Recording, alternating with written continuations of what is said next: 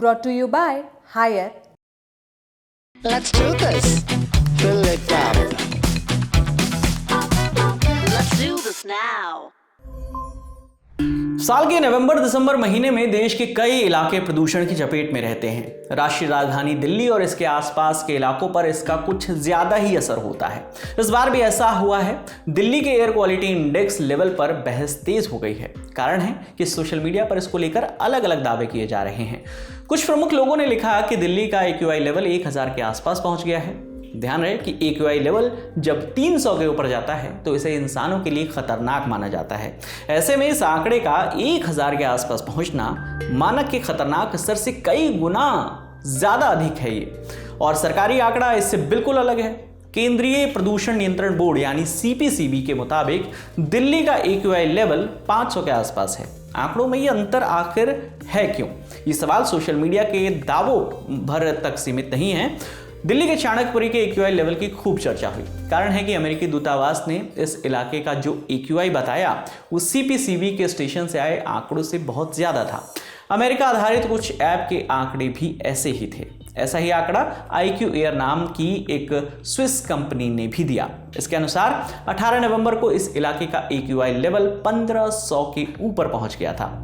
India today की एक report के मुताबिक भारत में हवा की क्वालिटी को मापने के लिए तय मानक पर 500 का लिमिट लगाया जाता है। आसान भाषा में कहें तो सरकारी आंकड़ों में भारत के किसी भी हिस्से का AQI लेवल 500 से ज़्यादा नहीं देख सकता। अगर AQI लेवल 500 से ऊपर जाता है तो भी ये 500 ही दिखाएगा, क्योंकि इस माप की मैक्सिमम लिमिट ही 500 तय की गई है।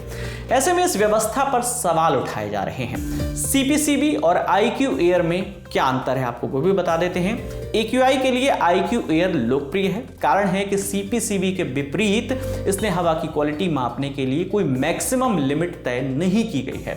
इसके कारण इस बात का सटीक अंदाजा मिलता है कि समय के साथ हवा की गुणवत्ता में क्या अंतर आया है। IQ Air सेंसर आधारित मॉनिटरिंग सिस्टम का इस्तेमाल करता है। इससे रियल टाइम में डेटा देना आसान हो जाता है। सेंसर आधारित सिस्टम AQI में तेजी से आने वाले बदलावों को भी तुरंत दिखाता है। हालांकि जानकार इस सिस्टम के नुकसान भी बताते हैं। इस व्यवस्था में हस्तक्षेप या गड़बड़ी की भी आशंका रहती है, जबकि इसके उलट CPCB पोल्यूशन एनालाइजर सिस्टम का उपयोग करता है। इसमें जो डेटा मिलता है वो लंबे समय तक एक जैसा रहता है, लेकिन ये अक्सर देरी से रिजल्ट देता है। तो कैसे तय होता है AQI? ये सवाल अब आपके जहन में भी होगा। तो CPCB जब AQI लेवल 500 दिखाता है तो इसे प्रदूषण की गंभीर स्थिति माना जाता है। ऐसे माहौल में लोगों को घर के अंदर रहने और कम से कम शारीरिक गतिविधि करने की सलाह दी जाती है। ऐसे में जब कोई अंतर्राष्ट्रीय वेबसाइट या AQI से संबंधित अन्य प्लेटफॉर्म इस आंकड़े को 1000 के आसपास ले जाते हैं तो इससे लोगों में घबराहट होती है। आंकड़ों में अंतर का एक कारण ये भी है कि अलग अलग प्लेटफॉर्म, अलग अलग तकनीक, अलग अलग डेटा सोर्स और अलग अलग कंप्यूटेशनल प्रोसेस का इस्तेमाल करते हैं। CPCB जो डेटा देता है वो एनालाइजर वाले सरकारी स्टेशनों से आता है, जबकि विदेशी website satellite imagery, private sensor और पूर्वानुमान मॉडल से पूरा डेटा इकट्ठा करती है। तो AQI की गणना में जो कैलकुलेशन होती है पूरी, इसमें PM2.5, PM10, carbon monoxide, sulphur dioxide और ग्राउंड लेवल ओजोन जैसे प्रदूषकों का स्तर नापा जाता है। विदेशी प्लेटफॉर्म इसमें कुछ एडिशनल जो पोल्यूटेंट्स होते हैं उनके स्तर को भी शामिल करते हैं, जो आमतौर पर CPCB के डेटा में नहीं देखने को मिलता है। इस कारण से दूसरे प्लेटफॉर्म के आंकड़े ज्यादा हो जाते हैं। तो कंफ्यूजन दूर कैसे होगा? इस बारे में पर्यावरणविद भावरीन कंधारी बताते हैं कि PM2.5 और PM10 का स्तर अमूमन एक जैसा ही रहता है। इसलिए अधिक विश्वसनीय जानकारी के लिए AQI लेवल के बजाय PM2.5 के लेवल को देखा जा सकता है, जो विभिन्न देशों में अलग अलग फॉर्मूले के कारण उतार चढ़ाव कर सकते हैं।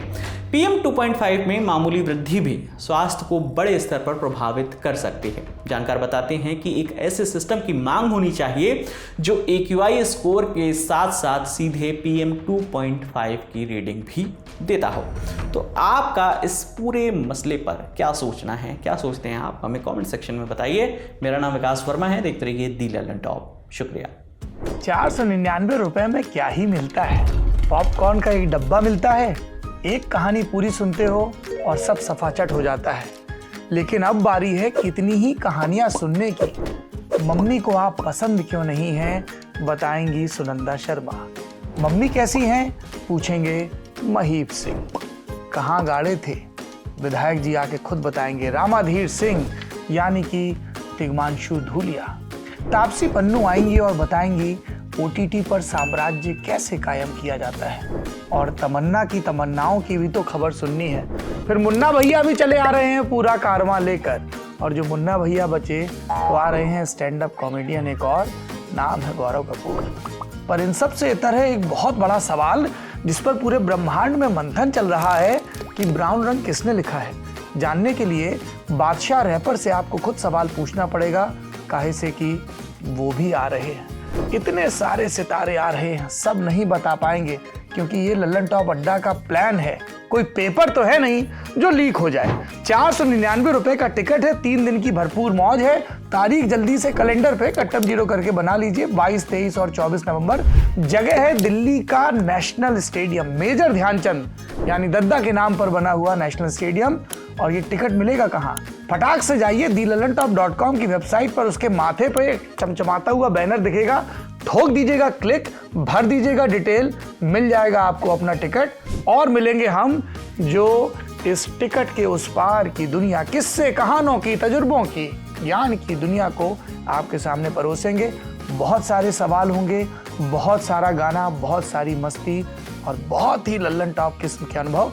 तो आइए लल्लन टॉप के सालाना उत्सव में लल्लन टॉप अड्डा में आपका भरपूर स्वागत है।